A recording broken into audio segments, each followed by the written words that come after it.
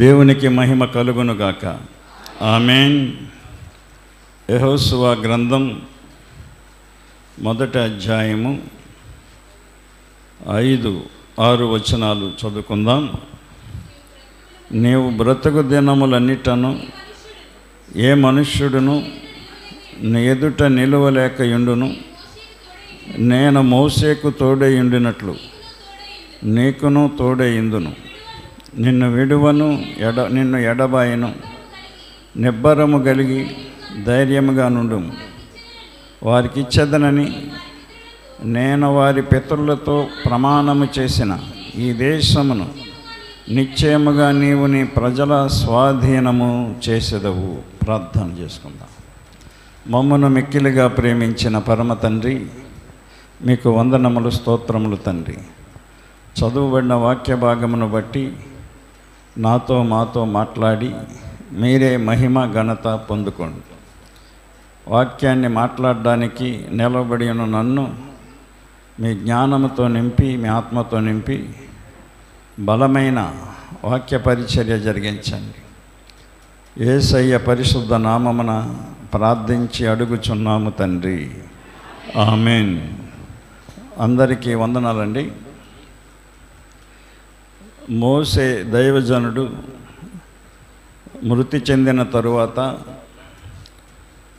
నూను కుమారుడైన యెహోషువకు దేవుడు అధికారం ఇచ్చాడు. ఎందుకు ఇచ్చాడంటే, మోసే దగ్గర నమ్మకస్తుడిగా యెహోషువ జీవించాడు, సేవ చేశాడు. నమ్మకం అనేది దేవుని సేవలో, దేవుని భక్తిలో చాలా అవసరం. నమ్మకము లేకపోతే విశ్వాసము లేనట్టే. విశ్వాసము ఈజ్వల్ టు నెమ్మది, నమ్మకం. కనుక దేవుడు స్వయంగా యెహోషువతో మాట్లాడాడు. ఆసామాసి విషయం కాదు అది. దేవుడు మాట్లాడడం అంటే, ఆ రోజుల్లో మోసే దగ్గర చాలామంది ఉన్నారు. ఎంతమంది ఉన్నప్పటికీ దేవుడు మోసే తర్వాత ఇశ్రాయేలీని నడిపించే బాధ్యత, భారం ఎవరి మీద పెట్టాలని ఆలోచించి యెహోషువను దేవుడు ఏర్పాటు చేసుకున్నాడు. దేవుడు తన పరిచర్యకి దైవజనులను ఏర్పాటు చేసుకోవాలి. దేవుడు ఏర్పాటు చేసుకోకుండా సేవకు వెళ్ళే దైవజనులు దేవునికి నమ్మకంగా ఉండలేరు. వాక్యాన్ని ఉన్నది ఉన్నట్టుగా ప్రకటించలేరు. కనుక ఈ రోజున దేవుడు ఏర్పాటు చేసుకోకుండా అనేక మంది దేవుని సేవకి వస్తూ ఉన్నారు. మంచిదే, రావచ్చు, తప్పేం కాదు. అయితే వచ్చిన తర్వాతైనా దేవునికి వాక్యాన్ని తెలుసుకొని, దేవుని శక్తిని తెలుసుకొని నమ్మకాన్ని సంపాదించుకోవాలి.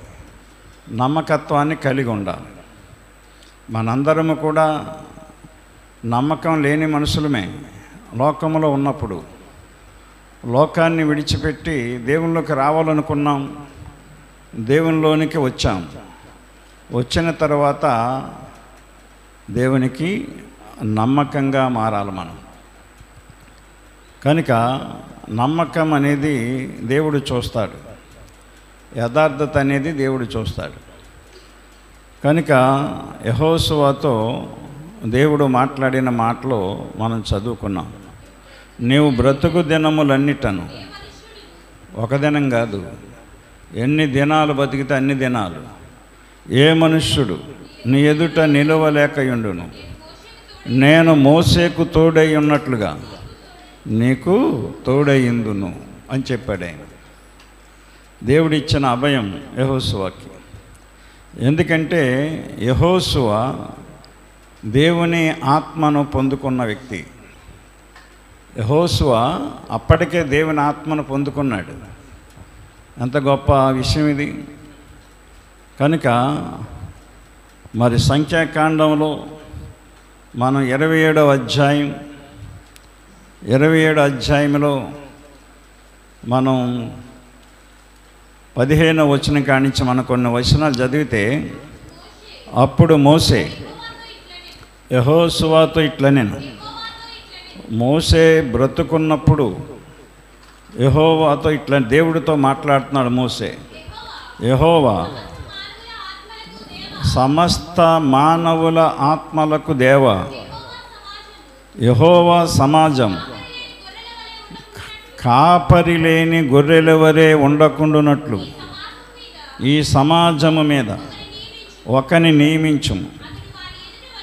అతడు వారి ఎదుట వచ్చుచు పోవుచు ఉండి వారికి నాయకుడిగా ఉండుటకు సమర్థుడై ఉండవలెను అని దేవుణ్ణి అడుగుతున్నాడు మోషే దేవుణ్ణి అడిగినప్పుడు మోషేకి దేవుడు జవాబిస్తున్నాడు. అందుకు యెహోవా మోషేతో ఇట్లనెను, నూను కుమారుడైన యెహోషువ ఆత్మను పొందినవాడు. నీవు అతన్ని తీసుకొని అతని మీద నీ చెయ్యి ఉంచి యాజకుడగు ఎలియాజరు ఎదుటను సర్వ సమాజం ఎదుటను అతని నిలువబెట్టి వారి కన్నుల ఎదుట అతనిని నాయకుడిగా నియమించి ఆజ్ఞ ఇయ్యని చెప్పాడు. మోషే పక్కనున్న యెహోషువ, మోషే శిష్యుడిగా ఉన్న యెహోషువ దేవుని ఆత్మను పొందుకున్నాడన్న సంగతి కూడా మోషేకు తెలియలేదు.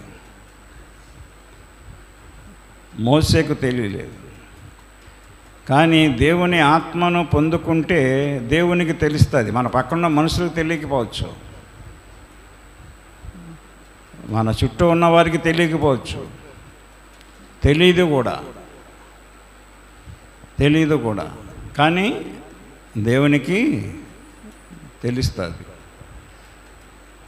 తెలియకే మోషే దేవుణ్ణి అడుగుతున్నాడు, ఈ సర్వ సమాజానికి ఒక నాయకుడిని నువ్వు ఏర్పాటు చేయి ప్రభువా, లేకపోతే వారు కాపరి లేని గొర్రెల వలె తిరుగుతారు.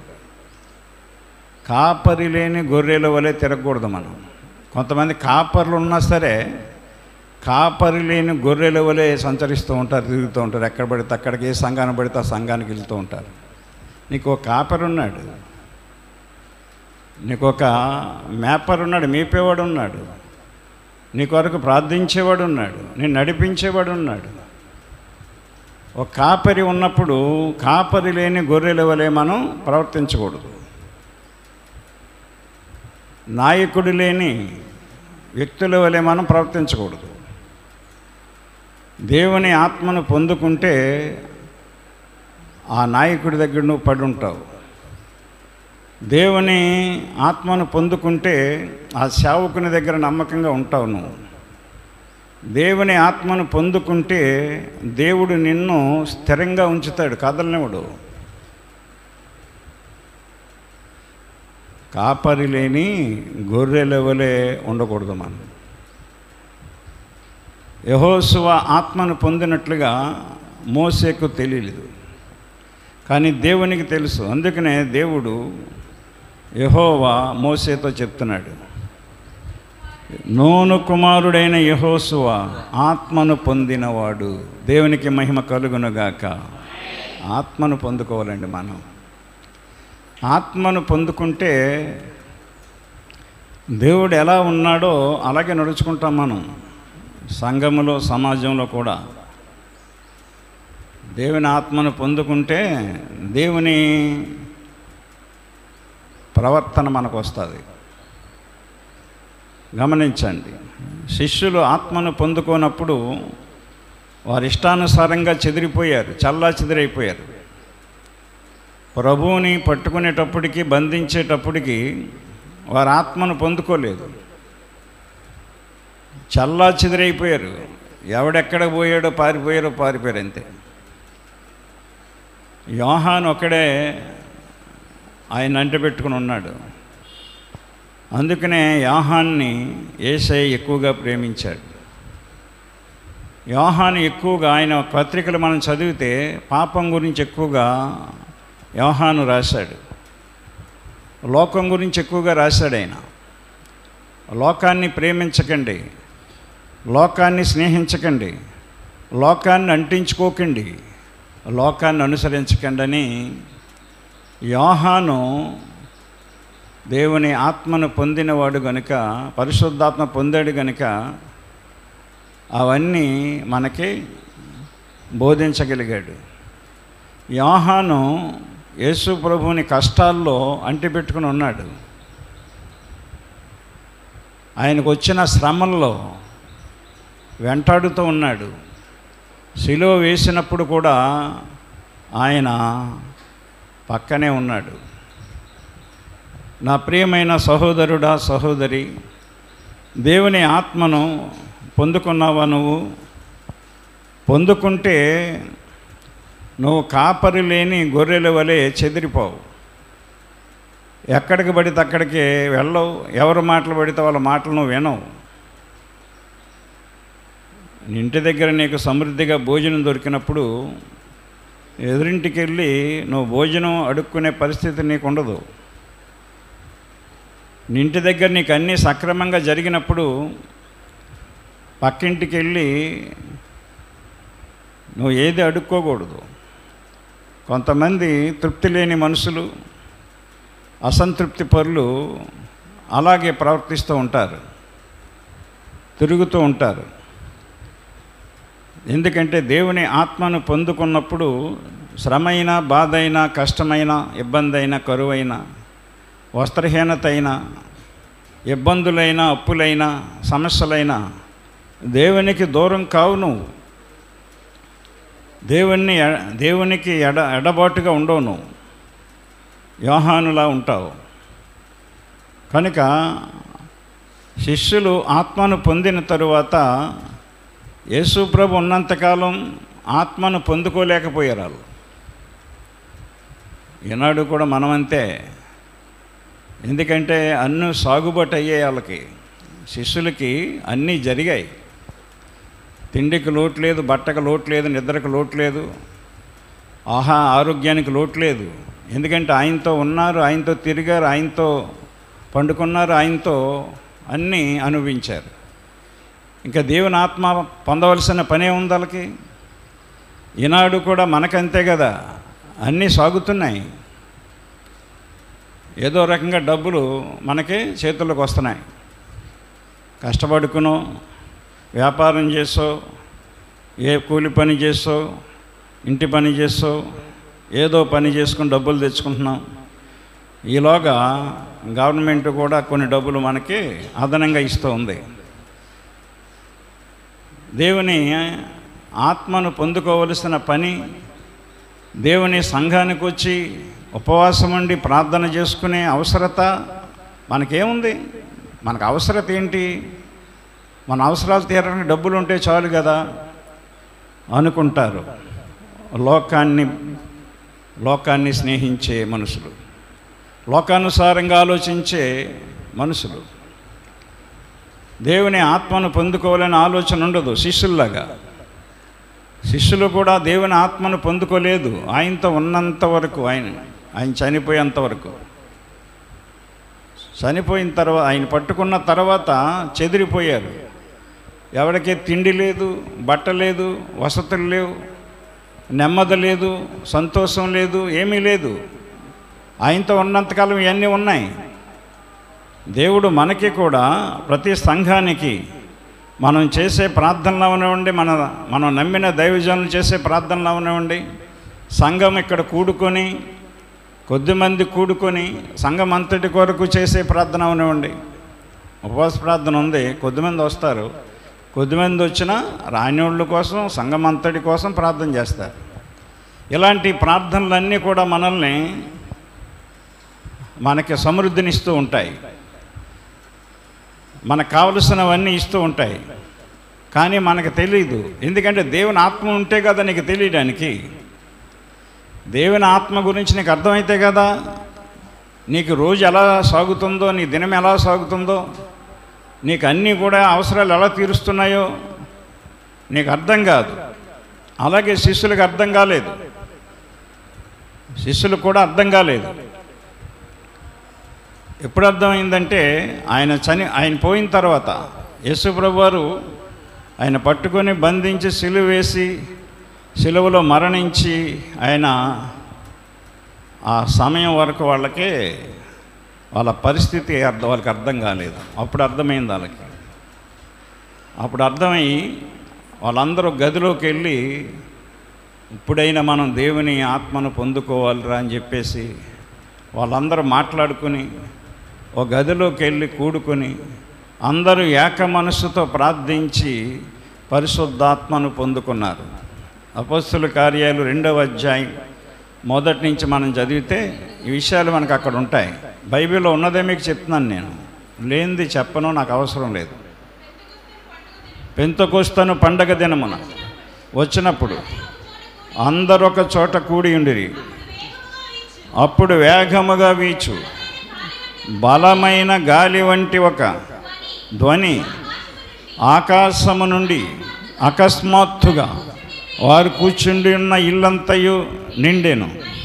మరియు అగ్ని జ్వాలల వంటి నాలుకలు విభాగింపబడినట్లుగా వారికి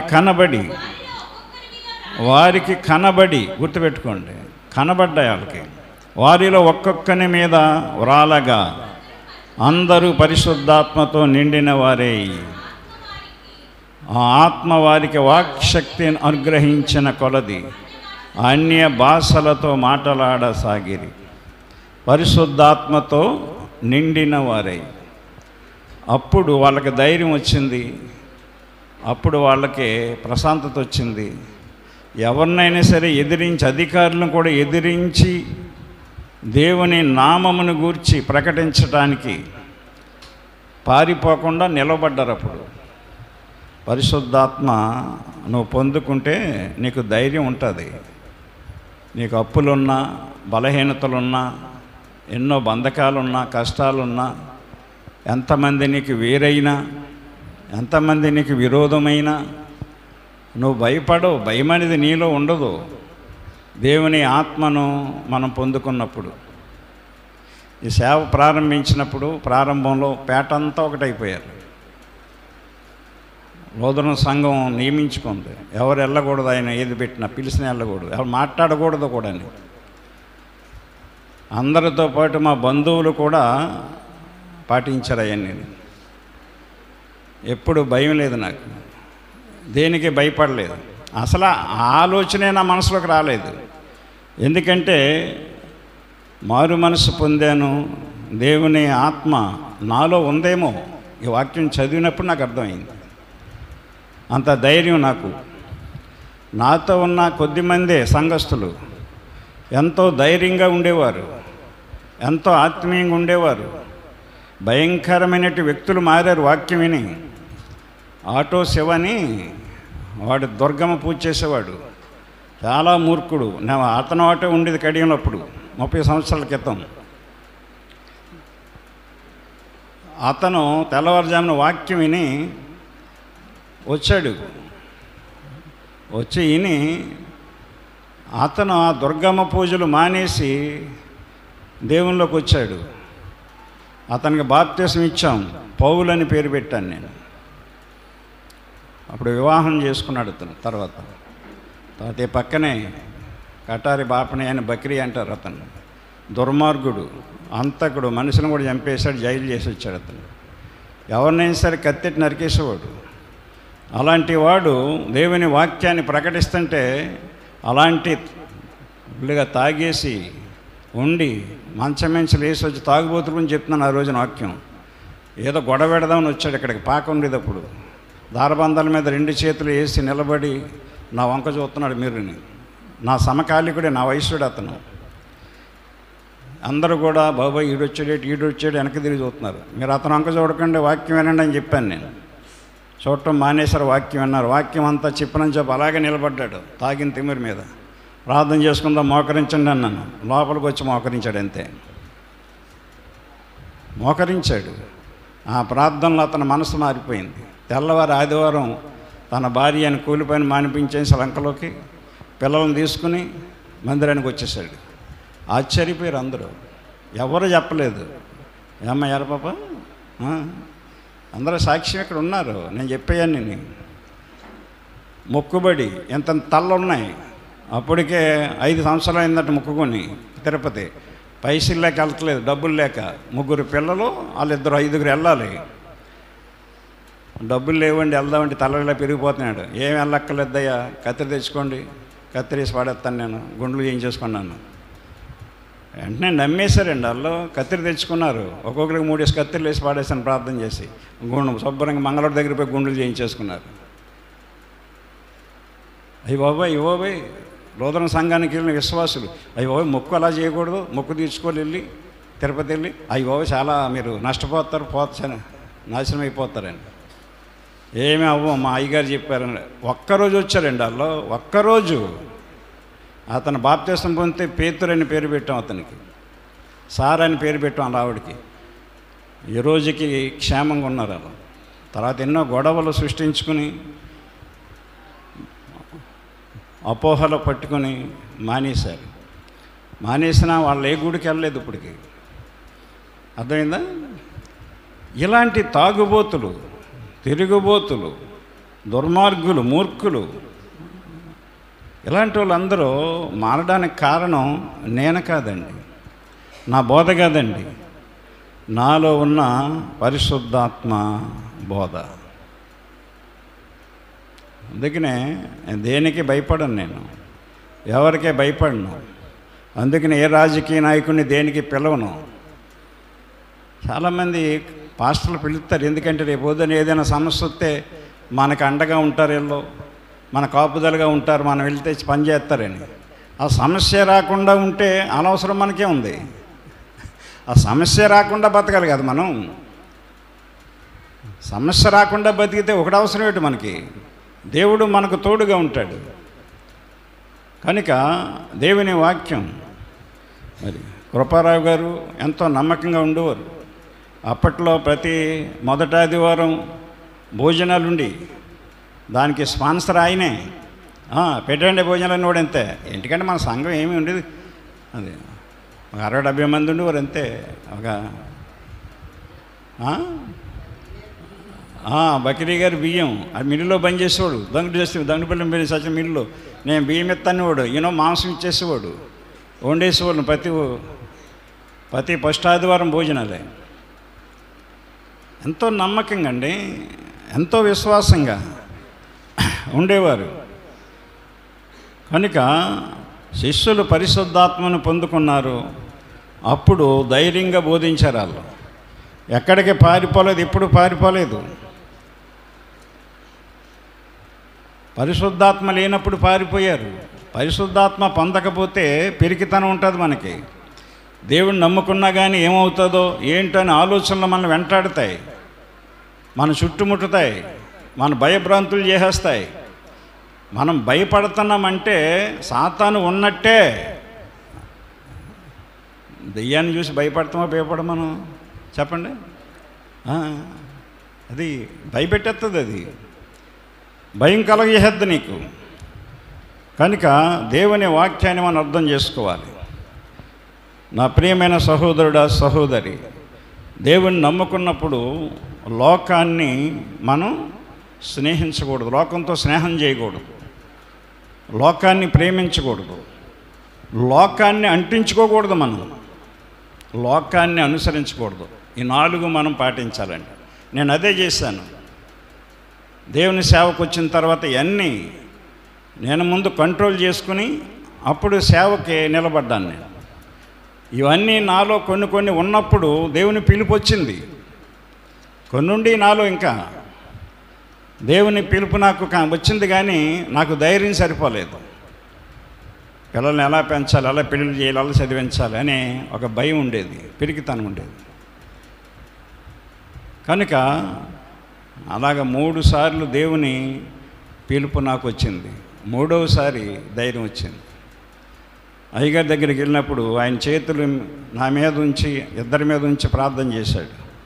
మీ సేవకు రండి, మీరు ఉద్యోగం లేదని భయపడకండి, ఉద్యోగంలో ఉన్నదానికంటే దేవుడు ఎక్కువగా మిమ్మల్ని దీవిస్తాడు, మీ బిడ్డలకి తోడుగా ఉంటాడని చెప్పాడు ఆయన. ఆయన నీతిమంతుడు, నాకు తెలిసినంత మట్టుకి స్వార్థం లేనోడు. అమ్మగారిలో స్వార్థం ఉంది కానీ ఆయనలో లేదు. నీతిమంతుడు అంతే. యేసుప్రభు ఎలా ఉంటాడో తెలియదు కానీ టేకయ్య గారిలో యేసుప్రభుని చూసేవాడు నేను. అందుకనే ఆయన మాట అంటే నాకు వేదవాక్కు.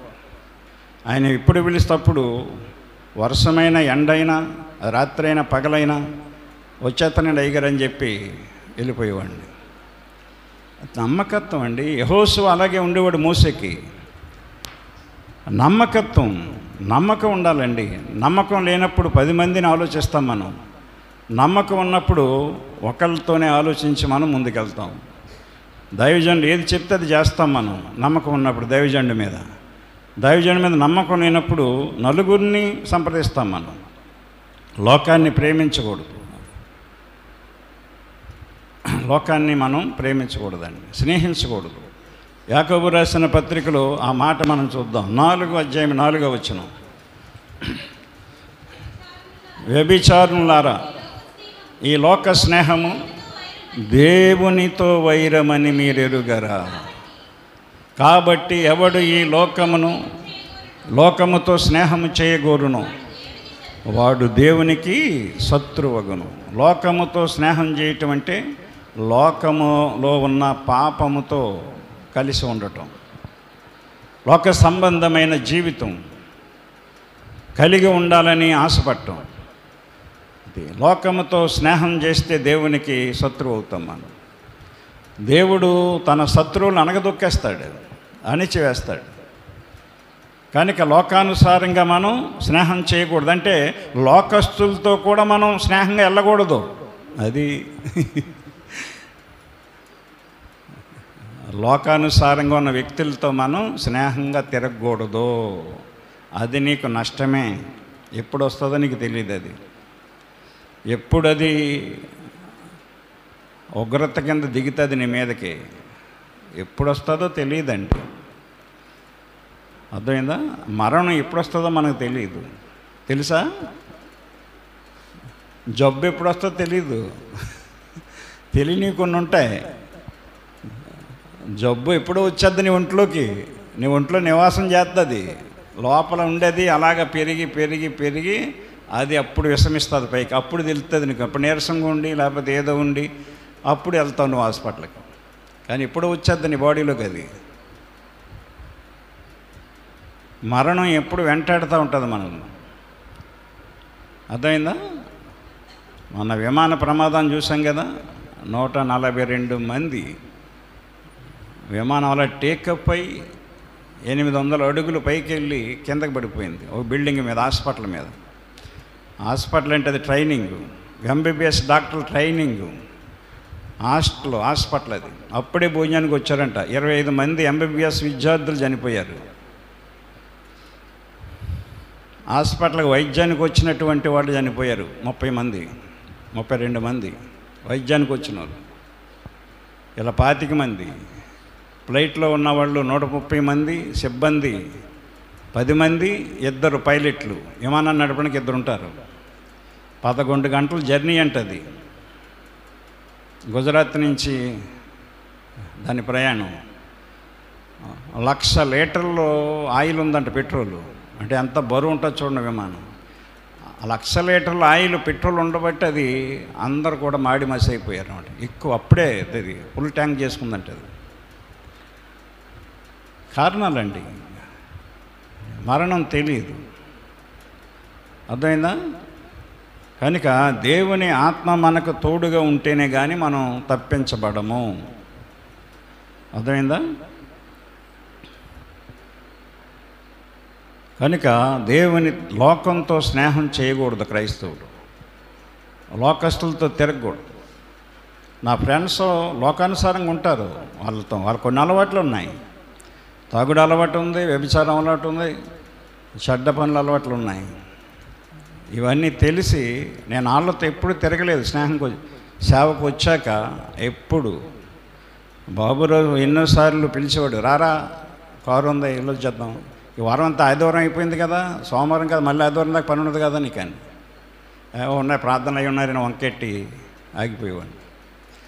బాగా ఫ్రెండు నాకు ఫిట్టర్ పని, పోరుమైన పని అన్నీ నేర్పాడు నాకు. అతను నేర్పి నాకు మంచి జీవితాన్ని ఇచ్చాడు. అతను సేవకు రాకముందు బ్యారేజీలో మెకానికల్ ఫిట్టర్ కింద, నేను ఫిట్టర్ చదవకుండా ఫిట్టర్ అని చెప్పి జాయిన్ చేసి ఆ పాఠాలు నాకు చెప్పి స్కేల్ రీడింగ్, టేప్ రీడింగ్ ఎలా చేయాలి ఏంటనేది నీకు ఐడియా ఉంది కదా, నేను చెప్తే నీకు వచ్చొద్దని చెప్పి ఆ విధంగా నన్ను తర్పీదిచ్చి నా కుటుంబానికి ఎంతో సహాయపడిన వ్యక్తి, మంచి వ్యక్తి, నన్ను ఎంతగానో ప్రేమించిన వ్యక్తి. అలాంటి వ్యక్తినే నేను పక్కన పెట్టేశాను. ఎవరి కోసం? దేవుని కోసం. దేవునితో స్నేహం చేయాలంటే మనం మనుషుల్ని వదులుకోవాలి, మనుషులతో స్నేహం చేయాలంటే దేవుణ్ణి వదులుకోవాలి. కనుక ఈ లోక స్నేహము దేవునితో వైరము. దేవునితో వైరం పెట్టుకుంటే నేనేం బాగుపడతాను, నా కుటుంబం, నా పిల్లలు ఏం బాగుపడతారు? కనుక గుర్తుపెట్టుకోండి. కనుక లోకాన్ని ప్రేమించకూడదు, స్నేహం చేయకూడదు లోకస్తులతో, లోకానుసారంగా ఉన్న వాళ్ళతో. మనం ఏం చేస్తామంటే, క్రైస్తవులే కొంతమంది లోకానుసారంగా ఉంటున్నారు, అలాంటి వాళ్ళతో కూడా తిరగకూడదు. అది ఇప్పుడు నేను చెప్పిన వాళ్ళందరూ నా ఫ్రెండ్స్ అందరూ క్రైస్తవులే. రాజమండ్రిలో నా ఫ్రెండ్స్ అందరూ క్రైస్తవులే, మంచి మంచి ఉద్యోగాల్లో ఉన్నారా, లూథరన్ సంఘాలు అందని, ఎందుకంటే ఆ సంఘాలే కదా ముందు. కానీ లూథరన్ సంఘంలో వింటారు కానీ పాటించరు, మారరు, అన్నీ మామూలే. నేను అందులో ఉంటప్పుడు మామూలే, అలాగే ఉండేవాడిని. అర్థమైందా? కనుక నా స్నేహితులందరూ క్రిస్టియన్సే, కానీ వాళ్ళలో క్రైస్తవ్యం లేదు, లోకత్వం ఉంది. ప్రార్థన నుంచి వచ్చిన తర్వాత ఇంకంతా లోకమే. టీవీ ముందు కూర్చోవటం, మందు బాటలు ఎట్టుకోవటం, మంచి ఏపుళ్ళు చేయించుకోవటం, అక్కడ కూర్చోవటం, తినటం, సీయో చూస్తా తాగటం. ఎంప్లాయీ ఉద్యోగస్తులు కదా.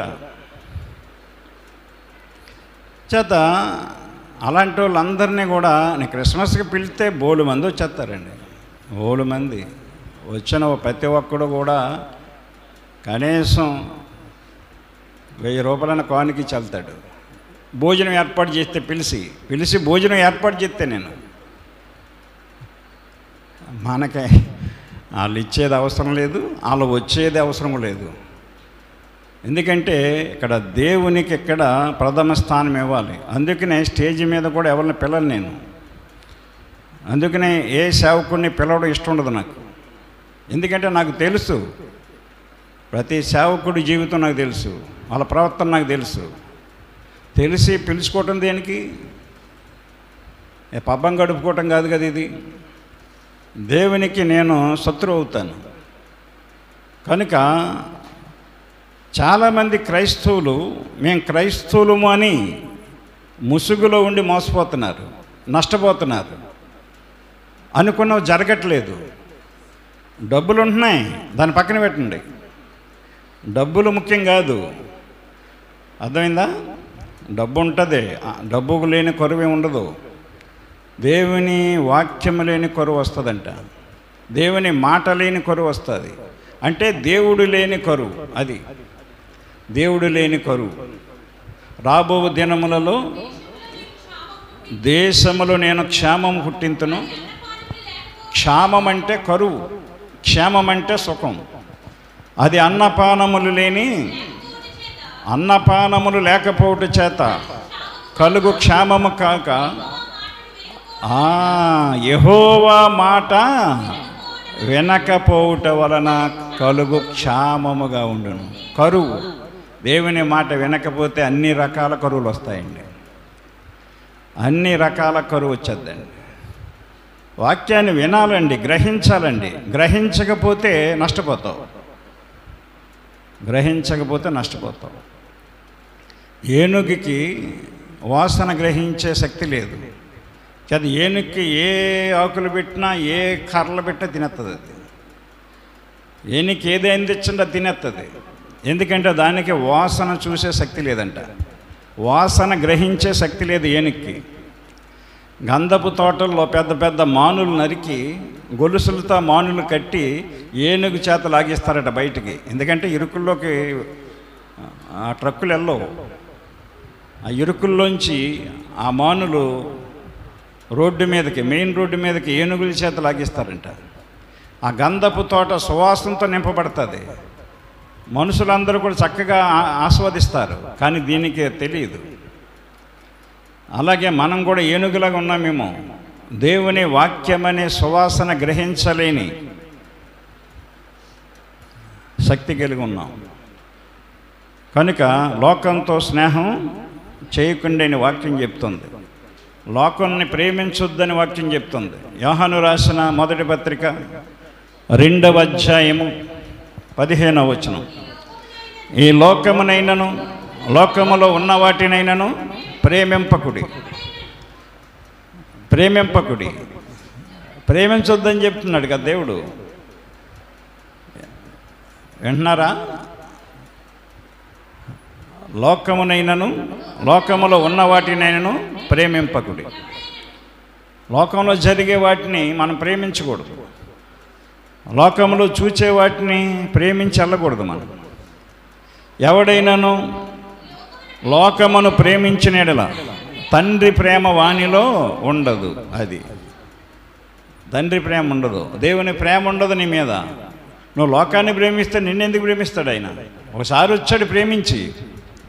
మన లోకాన్ని ప్రేమించి పాపాన్ని ప్రేమించి నష్టపోతుంటే నాశనానికి పరిగెడతా ఉంటే పాపం ఆయన జాలిపడి కనికరపడి వచ్చాడు ఒకసారి, ఇంక రెండోసారి రాడు ఆయన. నన్ను రక్షించడం అందరం రక్షించడానికి వచ్చాడు, రక్షించాడు. ఆయన రక్షణ సువార్తను వినిపిస్తున్నాడు. మనం మారాలి. మళ్ళా లోకం వైపు వెళ్ళకూడదు, లోకాన్ని ప్రేమించకూడదు, లోకంతో స్నేహం చేయకూడదు. ఒకప్పుడు లోకంతో స్నేహం చేసిన మనల్ని, లోకాన్ని ప్రేమించిన మనల్ని, లోకాన్ని అంటించుకున్న మనల్ని, లోకాన్ని అనుసరించిన మనల్ని తప్పించడానికి లోకానికి వచ్చాడు, తప్పించాడు. మనం చేసిన పాపాల నిమిత్తం ఆయన రక్తాన్ని కార్చి శుద్ధి చేసి ఆయన ప్రాణం అర్పించి మనకు ప్రాణాన్ని నిలబెట్టించి ఇక పాపం చేయకండి చెప్పి వెళ్ళిపోయాడు ఆయన. మళ్ళా అదే మార్గంలోకి వెళ్తే ఎలాగ మనం? కుక్క తన వాంతికి ఆశపడినట్లుగా. ఎంత దరిద్రం అది! తాగుడు వదిలేసాం, మళ్ళీ తాగుడికి వెళ్ళటం ఎంత దరిద్రం అది! వ్యభిచారం వదిలేసాం, దేవుళ్ళలోకి వచ్చాం, మళ్ళా కొంతకాలం తర్వాత మళ్ళీ వ్యభిచారంలోకి వెళ్ళటం.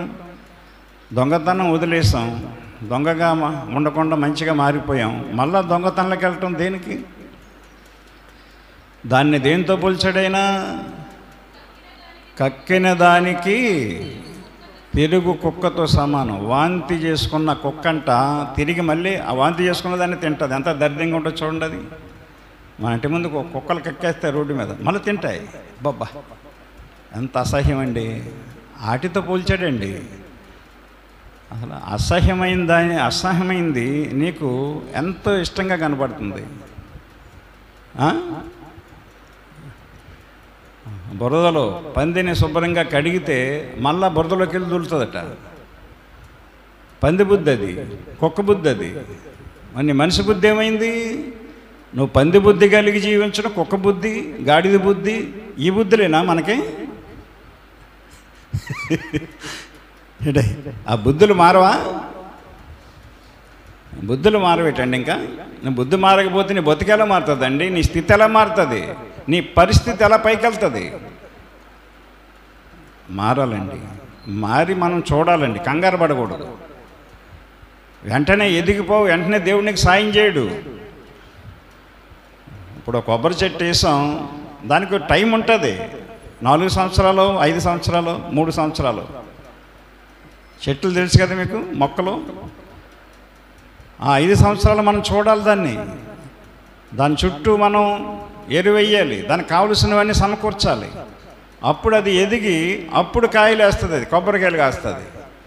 నువ్వు మొక్క వేసేసి వెంటనే కాయలు చూస్తేలాగా కాయలు ఎలా కాసేద్దండి? నువ్వు గుళ్ళోకి వచ్చేసి వెంటనే నాకు ఆశీర్వాదం వచ్చేయాలి, నా అప్పులు పోవాలి, నా కష్టాలు పోవాలి, నా అనారోగ్యాలు పోవాలి, నా తెగులు పోవాలి, నా ఇబ్బందులు పోవాలంటే ఎలా పోతాయండి? అసామాసిగా ఏం కాదు కదా, ఊరికే రావు కదా. ఇప్పుడు ఈ స్థితి ఇప్పుడు 30 సంవత్సరాలు వస్తుంది మనకి. రేపు వచ్చే సంవత్సరానికి ఈ సేవ ప్రారంభించి 96లో ప్రారంభించాం సేవ. ఇది వచ్చే సంవత్సరానికి 30 అంటే ఇంచుమించు ఒక 10 మనకి 20 సంవత్సరాలు మేము అదే స్థితిలో ఉన్నాం. ఈ మందిరం ఎప్పుడు కట్టామండి మాస్టర్ గారు? మందిరం ఎప్పుడు ఓపెన్ చేస్తాం? 2019 అండి. 19కి మందిరం వచ్చింది మనకి. గమనించండి. మొన్నే అప్పటిదాకా మనం కిందే ఉన్నాం కదా. ఎంత ఎక్విప్మెంట్ ఎక్కడుంది మనకి? ఈ మ్యూజిక్లు, ఆ కీబోర్డులు, ఈ ప్యాడ్స్లో ఈ సౌండ్లు ఇవన్నీ. చిన్న మైక అది ఉంది. అది ఆ మైక ఆ లంకలో కూడా ఉపయోగించాం. అది పట్టుకెళ్ళి లంకలో కూడా చాలా ఉపయోగపడింది. అది ఛానల్లో అవి ఉన్నాయి, అక్కడ ఇంకా ఉన్నాయి. అర్థమైందా? గమనించండి. 23 సంవత్సరాలు పట్టింది. అంతేగాని నువ్వు ఇలా రాగానే నీ అప్పులు తీరిపోవాలంటే ఎలా తీరుతాయి? నువ్వు ఇలాగ అడుగు పెట్టగానే నీ ఆరోగ్యం వచ్చేయాలంటే ఎలాగవుతుంది? ఇలాగ అడుగు పెట్టగానే నీ కూతురు పెళ్ళి అయిపోవాలంటే ఎలాగైపోద్ది? ఇలా అడుగు పెట్టగానే నీ భర్త మారిపోవాలంటే ఎలా మారిపోతాడు? ఎలా మారిపోతాడండి? నువ్వు లోకంతో స్నేహం చేస్తావా? దేవుళ్ళలోకి వచ్చినా లోకంతోనే ఉంటావు. దేవుళ్ళలోకి వచ్చినా లోకాన్నే ప్రేమిస్తావు. దేవుళ్ళలోకి వచ్చినా లోకాన్ని అంటించుకొని తిరుగుతావు. సేవకుల దగ్గరికి ఎప్పుడు రావును, సేవకులతో ఎప్పుడు మాట్లాడు, సేవకులతో స్నేహం చెయ్యు. పోనీ విశ్వాసుల ఇంటికి వెళ్తావా? మన సంఘస్థుల ఇంటికి వెళ్తావా? ఎప్పుడు కూడా. ఎవరైనా ఎవరింటికన్నా వెళ్ళారు ఎప్పుడన్నా? మీరు సంఘం గురించి మాట్లాడుకున్నారు మీరు కూర్చొని? మీరు ఎవరైనా మన సంఘంలోనే ఇంకొక ఇంటికి వెళ్ళి మన సహవాసం గురించి, మన సంఘస్థుల గురించి, మన మంచి చెట్ల గురించి, మన వాక్యం గురించి, మన ప్రార్థన గురించి చర్చించుకున్నారా? మీరు స్నేహం చేశారు వాళ్ళతో? వెళ్తారా అసలు మీరు? పక్క సంఘాల దగ్గరికి వెళ్తారు మీరు, వాళ్ళ కొంపలకి వెళ్తారు. వాళ్ళ వాక్యానుసారంగా ఉండరు, ఆత్మానుసారంగా ఉండరు. అందుకనే ఇక్కడ వాక్యాన్ని ఎంత బోధించినా వాక్యానుసారంగా మారకపోవటానికి అదొక కారణం, స్నేహం. వాళ్ళు రమ్మన్న కాడికి తిరుగుతావు. మన సంఘస్థులతో వెళ్ళవు నువ్వు. వీళ్ళలో పిల్లలు నిన్ను, ఎందుకంటే నువ్వు వీళ్ళతో ఉండవు కదా, స్నేహం చేయవు కదా. మీకు స్నేహం లేదు. ఏదైనా కార్యం జరిగినప్పుడు మన సంఘస్థుల్ని పిలిచి చేసుకోవాలి నువ్వు. తర్వాత బయట మనకు కావలసిన వాళ్ళు, బంధువులైన ఎవరైనా, మన సేవకుడిని పిలిచి చేసుకోవాలి నువ్వు. తర్వాత బయట నీకు ఒక సేవకుడు ఉన్నప్పుడు ఇంకొకటి అక్కర్లేదు. ఈనాడు బాగా జబ్బు అయిపోయింది, తెగిలైపోయింది ఇది. ప్రతిదానికి ఆ పాస్టర్ని ఈ పాస్టర్ని అందరిని పిలవటం. అరే నీకు ఒక బాబు ఉన్నప్పుడు ఇంకొక బాబు ఎందుకురా? నీకు ఒక తండ్రి ఉన్నప్పుడు ఇంకొకటి ఎందుకు తండ్రి? నీకొక సంఘం ఉన్నప్పుడు, ఒక సహవాసం ఉన్నప్పుడు వేరే సంఘం, వేరే సహవాసానికి వెళ్ళవలసిన పని ఏముంది నీకు? వేరే చోటకి వెళ్ళి నీ సహవాసం కాదు కదా అది. రకరకాలుగా బోధిస్తారు వాక్యాలు. అలాగెళ్ళే పాడయ్యారు చాలామంది, అలాగే తిరిగే నాశనం అయ్యారు చాలామంది. అయినా మెప్పు కలగడు నీకు. మబ్బు ఎడవట్లేదు, గుడ్డితనం పోవట్లేదు. మన కళ్ళ ముందున్నా సరే అలాగే వెళ్ళి నష్టపోయిన వాళ్ళు మన కళ్ళ ముందున్న వాళ్ళ గురించి మాట్లాడుతావు నువ్వు, కానీ నువ్వు అదే చేస్తావు. స్నేహం, జత, లింకు. లోకాన్నితో స్నేహం చేయకూడదంటే లోకస్తులతో చేయకూడదని. లోకాన్ని ప్రేమించకూడదంటే లోకస్తుల్ని ప్రేమించకూడదని. అర్థమైందా? అంటే దేవుని బిడ్డలైనా సరే లోకానుసారంగా ఉన్న వాళ్ళతో ఉండకూడదు. అందుకని నేను చాలా జాగ్రత్త తీసుకుంటాను ఆ విషయంలో. మా అబ్బాయిని కూడా తిడతాను నేను, మా అమ్మాయిని కూడా తిడతాను నేను. తిట్టిన మాట వినకుండా ప్రవర్తిస్తే నష్టపోయేది వాళ్ళే, నా పిల్లలైనా నా సంఘస్థులైనా ఎవరైనా. లోకాన్ని ప్రేమించొద్దని చెప్తున్నాడు. వాక్యం నేను చెప్తున్నాను మీకు, వాక్యం చూపిస్తున్నాను మీకు. ఉందా? చెప్పండి, ఉందా? ఎవడైనా లోకంతో స్నేహం చేయకూడదని చెప్తున్నాడు, లోకాన్ని ప్రేమించొద్దని చెప్తున్నాడు దేవుడు. యాకోబుతో చెప్పాడు, యాకోబు ద్వారా మాట్లాడాడు. లోకమును ఎవడైనాను లోకముతో స్నేహము చేయకూడని యెడల వాడు దేవునికి శత్రువు అవుతాడు. యోహాను గారితో రాయించాడు ఆ మాట. లోకమునైనను లోకములో ఉన్న వాటినైనను ప్రేమింపకుడి. అర్థమైందా? ఇంత చెప్పినా ఎంత విన్నా వెళ్ళిపోయిన తర్వాత మళ్ళీ గుమ్మం దాటిన తర్వాత మళ్ళీ మామూలే, సరా మామూలే. సరా వినాలండి, వింటే బాగుపడతారండి. నా మాటలు విని వాటి చెప్పున చేయి ప్రతివాడు బండ మీద తన ఇల్లును కట్టుకొనిన బుద్ధిమంతుని పోలి ఉండును. వాన కురుస్తా, ఇది వరద వచ్చిందంట, తుఫాను వచ్చిందంట, గాలి తుఫాను వచ్చిందంట, ఆ ఇల్లు పడిపోలేదు. నీ కొంప నాశనం అవ్వదు. ఇల్లు అంటే నీ కుటుంబం. బైబిల్లో ఇల్లు అంటే కుటుంబం. నీ కుటుంబం నష్టపోదు, నీ కుటుంబం నాశనం అవ్వదు. గమనించండి. ఎవరో చెప్పారంట, అస్తమానం వాక్యాన్ని పాటించకపోతే నష్టపోతారు, పాడైపోతారు, నాశనం అయిపోతారు అంటున్నారు అయ్యగారని. అదే చెప్తా, అదే బైబిల్ అదే చెప్తుంది. బైబిల్ అదే చెప్తుందండి.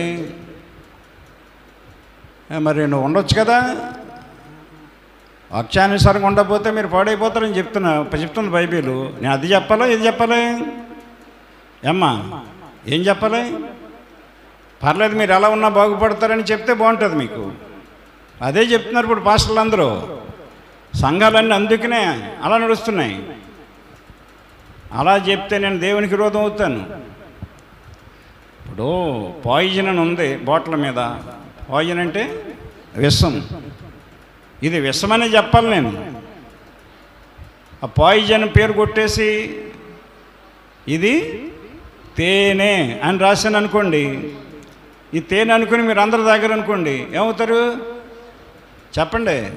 సీటీ కట్టేస్తారు, పరదేశాలకు వెళ్ళిపోతారు. పాయిజన్ అంతే, ఇది విషం. పాపము విషం లాంటిది, నరకానికి నాశనానికి తీసుకెళ్తుంది. నేను ఇష్టం ఉంటే వస్తారండి, కష్టమైతే బోల్డ్ మంది మానేశారండి. ఇంచుమించు 200 పైన ఇచ్చాను బాప్తీస్తాను. నేను లిస్ట్ ఉంది నా దగ్గర. ఎప్పుడు బాప్తీస్తా సంవత్సరం పేరు రాస్తాను, వాళ్ళందరి గురించి రాసుకుంటాను నేను. 200 మందికి ఇచ్చాను పైన. 218 మంది అంతమంది వచ్చారు. మరి ఏ రాళ్ళందరూ చాలామంది పోయారు. కడిపలంకోళ్ళు ఒకేసారి ఎక్కువ మంది తీసుకున్నారు. 32 మంది తీసుకున్నారు ఒకేసారి. కడిపలంకోళ్ళు ఒకేసారి 32 మంది తీసుకున్నారు. కుటుంబాలు, భార్యాభర్తలు పిల్లలు. ఏరి కడిపలంకోళ్ళు 32 మంది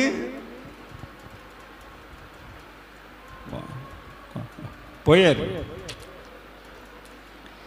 చేత లోకంతో స్నేహం చేయకూడదు, లోకాన్ని ప్రేమించకూడదు, అంటించుకోకూడదు లోకాన్ని.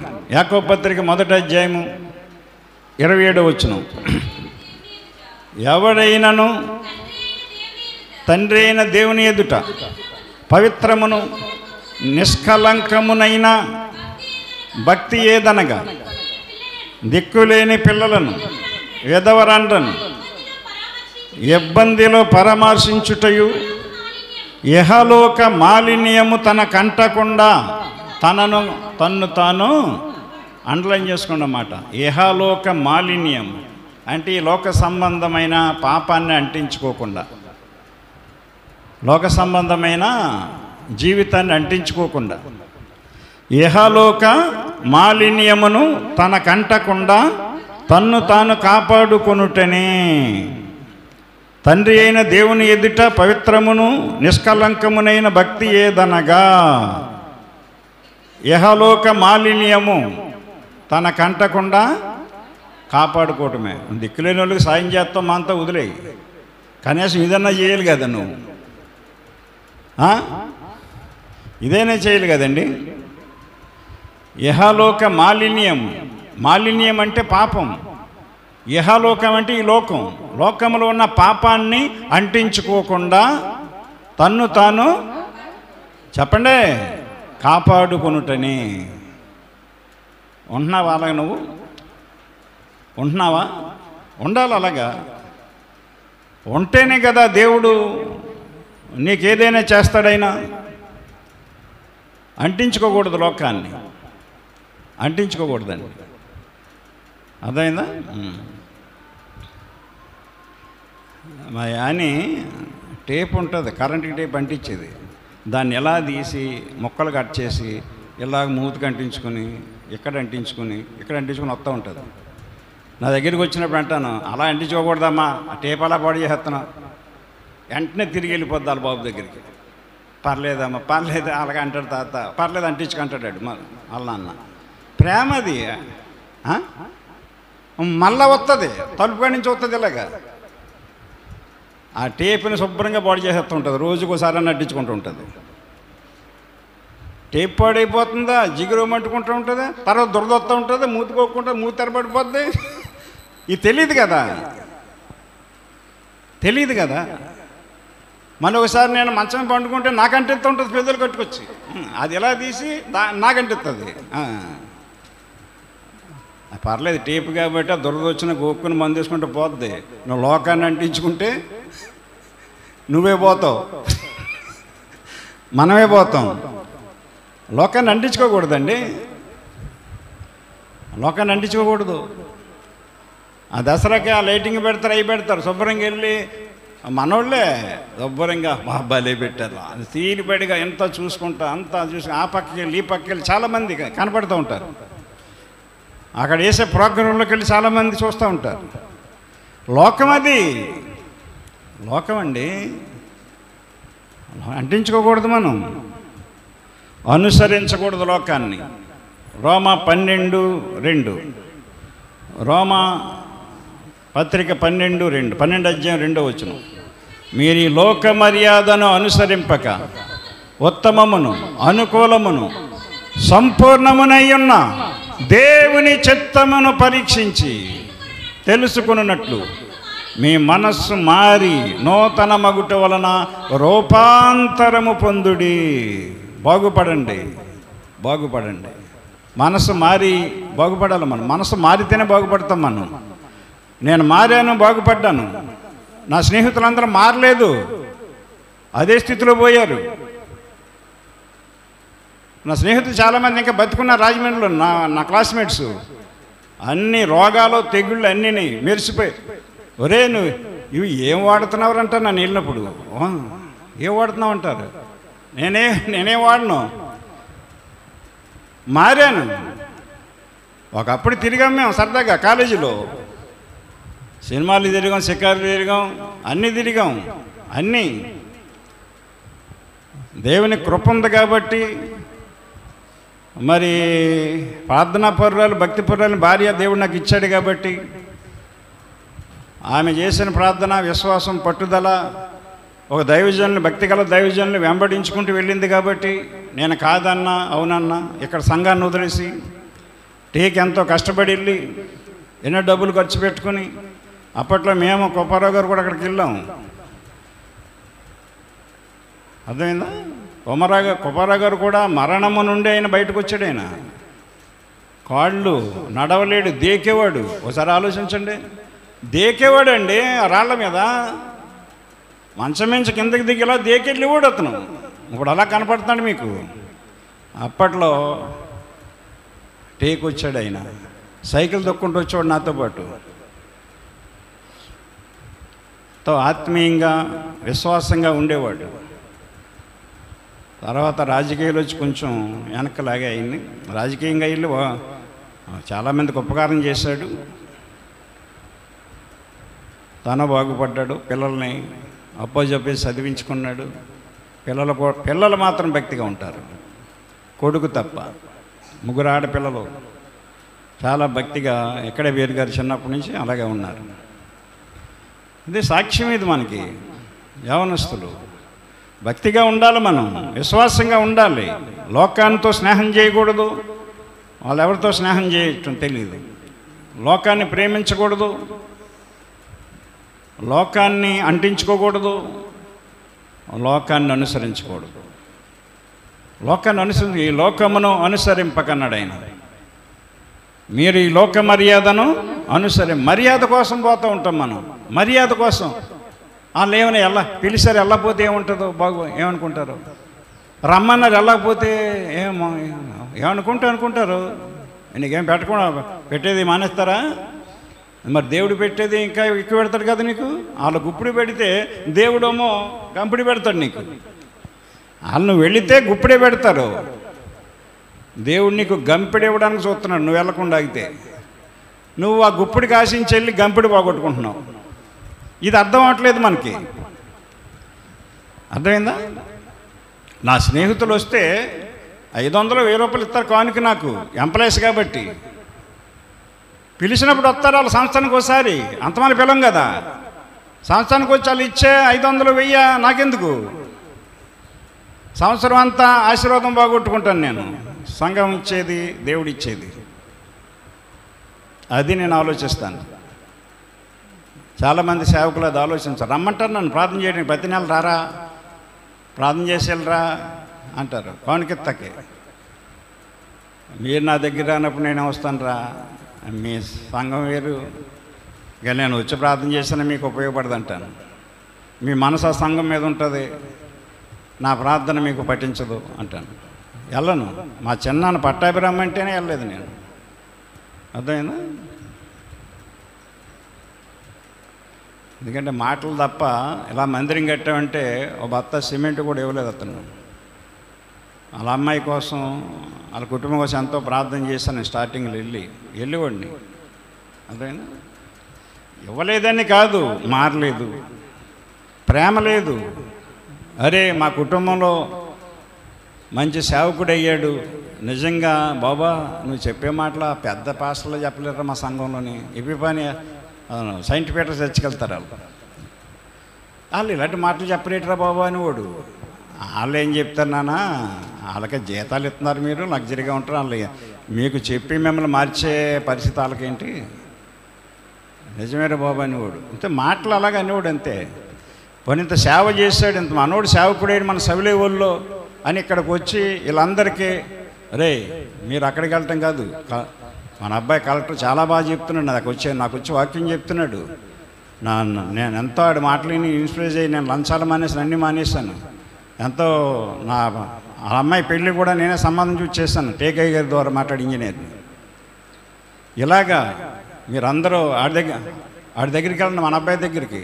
మనందరం మన కుటుంబంలో మన సవిలే వాళ్ళు ఒక మంచి సేవకుడు దేవుడు తయారు చేశాడని చెప్పాడా? లేదు. అదైందా చేత నేను మానేసాను వెళ్ళటం. ఇవ్వటం కాదు, మారాలి, స్వజనులు మార్చుకోవాలని సేవ ఇక్కడ దేవుడు చూపించాడు నాకు. నా తోడబుట్టినలు ఏమైనా మారారా? మారరు. ఎందుకంటే లోకానితో స్నేహం వాళ్ళకే, లోకాన్ని ప్రేమించడం, లోకాన్ని అంటించుకొని తిరుగుతారు, లోకాన్ని అనుసరిస్తారు. లోకం నీ మనసులో ఉంటే దేవుని దగ్గరికి ఏమొస్తావు? దేవుని వాక్యం దగ్గరికి ఏమొస్తావు? నువ్వు అక్కవైనా, చెల్లివైనా, అన్నవైనా, తమ్ముడువైనా, తల్లివైనా, తండ్రివైనా. కనుక నా ప్రియమైన సహోదరి సహోదరులారా, దేవుని వాక్యాన్ని గుర్తుపెట్టుకోండి. కనుక పరిశుద్ధాత్మను పొందుకుంటేనే కానీ మనం ఈ 4ంటికి దూరంగా ఉండం. నువ్వు ఎన్నో కబుర్లు చెప్పొచ్చు, పేదలతో మాటలు చెప్పొచ్చు, బెబ్బే నువ్వు ఉండలేవు, ఉండనివ్వదు. కనుక యెహోషువ మోసే పక్క నుండి పరిశుద్ధాత్మను పొందుకున్నాడు, కానీ మోసేకి అర్థం కాలేదు. యెహోషువ గురించి మోసే రికమెండ్ చేయలేదు. దేవుణ్ణి అడుగుతున్నాడు, ప్రభువా నీ చిత్తం, నువ్వు ఎవరిని నియమించావు, నియమించి ఇశ్రాయేలుకి కాపరిగా నియమించకపోతే వాళ్ళ దారి తప్పిపోతారు. కాపరి ఉన్న దారి తప్పిపోతున్నారు కదా ఈ రోజున. కాపరికి ఎంతో బోధిస్తున్నాం మేము, చాలా దారి తప్పిపోతున్నారు కదా చాలామంది. దారిలో ఉండాలి, మనం దారిలో నడవాలి, దారిలోకి రావాలి. త్రోవ పక్కనున్న గుడ్డోడు త్రోవలోకి వచ్చాక చూపు పొందాడు. అర్థమైందా? చెట్టు పైన ఉన్నవాడు జక్కయ్య దిగి ఆయన నడిచే త్రోవలోకి వచ్చాక రక్షణ పొందాడు, కుటుంబం రక్షించబడింది. త్రోవలోకి రావాలండి. ఒకప్పుడు త్రోవలో లేను, నేను త్రోవలోకి వచ్చాను. నా దగ్గరికి వచ్చే వాళ్ళందరినీ త్రోవలో నడిపించాలనే ఆశ, కోరిక, అంతేగాని ఏదో సంపాదించుకోవాలంటే బోధ వేరుగా ఉంటుంది. ఆత్మలు సంపాదిస్తే దేవుడు నాకు కావలసినవన్నీ ఇస్తాడు. ఆస్తులు సంపాదించుకుంటే లెక్కలేనన్ని కష్టాలు, రోగాలు, తెగుళ్ళన్నీ నా మీదకి వస్తాయి. డబ్బుతో పాటు జబ్బులన్నీ వస్తాయి, రోగాలన్నీ వస్తాయి. అవన్నీ పడుతున్నారు, చూస్తున్నాను నేను చాలామందిని, సేవకుల్ని. అక్కర్లేద్దాయి.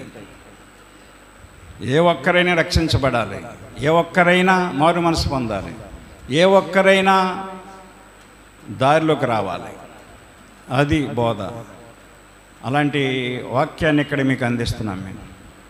కనుక నా ప్రియమైన సహోదరి సహోదరుడా, సంఘములో జీవం ఉండాలి, సంఘములో సహవాసం ఉండాలి. గుర్తుపెట్టుకోండి, సంఘములో ఏముండాలి? జీవం ఉండాలి. జీవం అంటే వాక్యం ఉండాలండి. వాక్యములోనే జీవం ఉంది. ఎందుకంటే వాక్యమే దేవుడు, వాక్యమే దేవుడు. కనుక ఆయనలో జీవముండెను అంటాడు యోహాను సువార్త 1:4.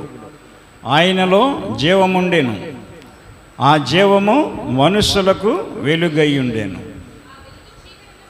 ఆ వెలుగు చీకటిలో ప్రకాశించున్నది, కానీ చీకటి దానిని గ్రహింపకున్నది. గుర్తుపెట్టుకోండి.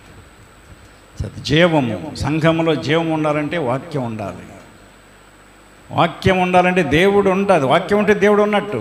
వాక్యం ఉండాలి, మీ హృదయాల్లో వాక్యం ఉండాలి.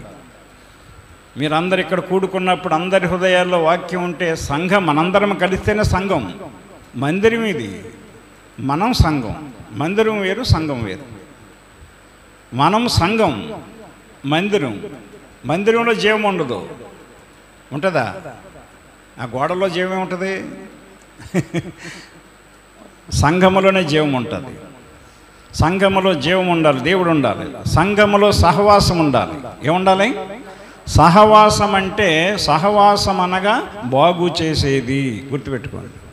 స్నేహం అనగా చెడగొట్టేది. గుర్తుపెట్టుకోండి. సహవాసము బాగు చేస్తుంది. నీ బాగు కొరకు ప్రార్థన చేస్తారు. ఇక్కడ రాత్రి ఉపవాస ప్రార్థన జరిగింది. రాని వారి క్షేమం కొరకు, వచ్చిన వారి కొరకు, అవసరాలు చెప్పిన వారి కొరకు ఏం చేస్తాం? మనం ప్రార్థన చేస్తాం. బాగు చేయి తండ్రి, స్వస్థపరుచు తండ్రి, ఆరోగ్యమీ తండ్రి. సహవాసము బాగు చేస్తుంది, స్నేహం పాడు చేస్తుంది. అండే పాస్టర్ గారు, మా ఓడే ఆడి కూర్చోండి, ఆడి జతట్టి చెడిపోడేంటి అంటారా? చెప్పండి.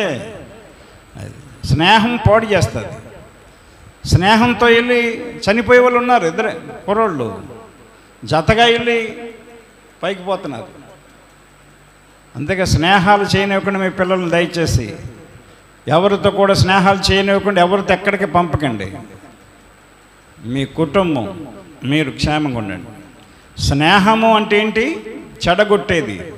సహవాసం అంటే చెప్పండి, బాగు చేసేది. సహవాసానికి మానకుండా వస్తే బాగుపడతారు, స్నేహానికి మానకుండా వెళ్తే చెడిపోతారు. దేవుడి మాటలు దీవించునుగాక. ఆమేన్. ప్రార్థన చేసుకుందాం.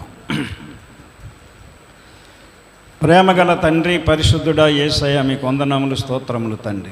ఎత్తబడిన వాక్యము వినిన ప్రతి హృదయములో భద్రపరిచి వాక్య ప్రకారంగా మీ పరిశుద్ధాత్మను పొందుకొని లోకముతో స్నేహం చేయకుండా, లోకాన్ని ప్రేమించకుండా, లోకాన్ని అంటించుకోకుండా, లోకమును అనుసరించకుండా ఉండే గొప్ప విశ్వాస సంబంధమైన జీవితం ప్రతి ఒక్కరికి దయచేయండి. ఎత్తబడిన వాక్యము నూరంతలుగా వారి హృదయములలో ఫలించినట్లు సహాయము చేయండి. యేసయ్య నామమున ప్రార్థించి అడుగుచున్నాము తండ్రి. ఆమేన్. అందరికీ వందనాలండి.